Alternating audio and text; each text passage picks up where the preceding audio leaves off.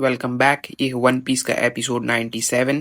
हम देखते हैं हमारे स्ट्रॉ हेड्स युबा की ओर बढ़ रहे थे और लूफी गर्मी से काफी ज्यादा परेशान था। फिर चॉपर बोलता है कि मैं इस गर्मी को और सहन नहीं कर सकता। तभी सांजी बीवी से बोलता है कि ऐसा लगता है तुम्हें डेजर्ट से कोई प्रॉब्लम नहीं है। बीवी उसे बताती है कि वो यहीं पर पली बड़ी है, इसलिए उसे इसकी आदत है। वो बताती है कि इनमें से कुछ सैंड ड्यून्स 300 साल पुराने हैं।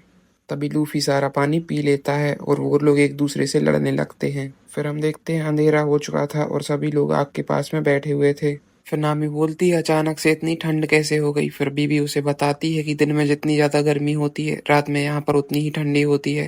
फिर वो सब ठंड से बचने के लिए चॉपर के गर्म फरों से चिपकने लगता है। तभी वहां पर लूफी भी आ जाता है। फिर बीबी ये इससे बोलती है कि मुझे लगता है तुम शायद सरप्राइज हो, क्योंकि इन्हें देखकर कोई नहीं बोल सकता कि लूफी इनका कैप्टन है। फिर इस बीबी को बताता है कि वो हमेशा से ऐसा ही है, पर उसके अंदर कुछ खासियत है, वो लोगों को अपनी ओर अट्रैक्ट करता है। बीबी बोलती है ये बात तो है। फिर हम देखते हैं लूफी को वहां पर कुछ मिलता है और बीबी उसे बताती है कि वो बहुत ही जहरीला है, उसे तुरंत ही फेंक दो। फिर लूफी उसे फेंक देता है। फिर चॉपर सबको बताता है कि हमारी ओर कुछ आ रहा है।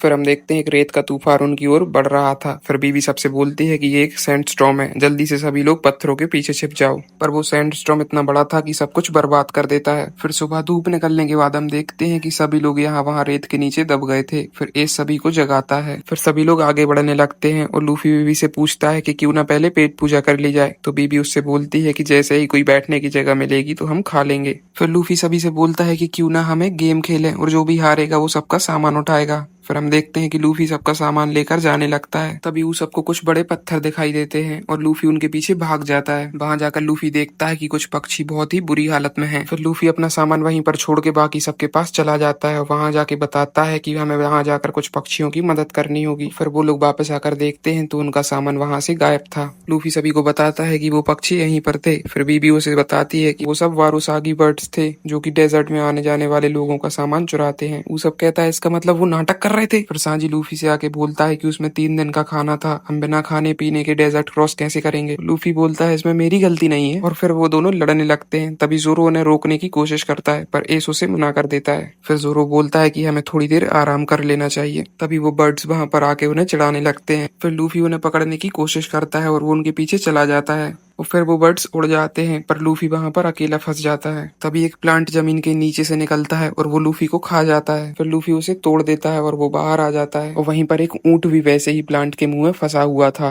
फिर वो लूफी से मदद मांगता है और फिर लूफी उसे बचा लेता है। तभी जमीन के नीचे से कुछ बाहर आने लगता है। फिर हम देखते हैं बाकी मेंबर्स को। चॉपर बोलता है कहीं वो खो तो नहीं गया। बीबी बोलती है कि लूफी को डेजर्ट की खतरनाक चीजों के बारे में पता नहीं है और फिर जो भी लूफी के कारण परेशानी हुई है उसके लिए एस सबसे माफी मांगने लगता है। फिर वो लोग कुछ देखते हैं और वो और कोई नहीं हमारा लूफी था और वो उसी ऊंट पर सवार था, पर उसके पीछे कोई और भी था। फिर बीवी सबको बताती है कि ये सैंडोरा ड्रैगन है और ये इंसानों को खाते हैं। फिर जोरो और सांजी उसी की ओर बढ़ने लगते हैं और हमारा ओजी ट्रियो उस पर एक साथ अटैक करता है और फिर क्या होना था वो एक ही बार में ढेर हो जाता है। फिर नामी बोलती है कि जब वो तीनों एक साथ लड़ते हैं तो मुझे सामने वाले पर तरस आता है। फिर तभी वहां पर एक और आ जाता है और एस उससे बोलता है क्या तुम खेलना चाहते हो, ठीक है तो फिर यही सही। और फिर वो उसके मुंह के अंदर चला जाता है और फिर वो उसका पूरा मुंह जला देता है और वो पूरे तरीके से पटाखे की तरह जल जाता है। ये देखकर तो सब लोग पागल ही हो गए थे। फिर सब लोग खाना खाने लगते हैं। तभी जोरो पूछता है तुम्हें ये ऊंट कहाँ पर मिला। फिर वो बताता है कि ये कुछ प्लांट्स का खाना बनने वाला था तो मैंने इसे बचा लिया। फिर चॉपर पहचान लेता है कि ये तो वही कैमल है जिसने उसकी मदद की थी और सांजी बोलता है कि ये हमारी काफी मदद कर सकता है।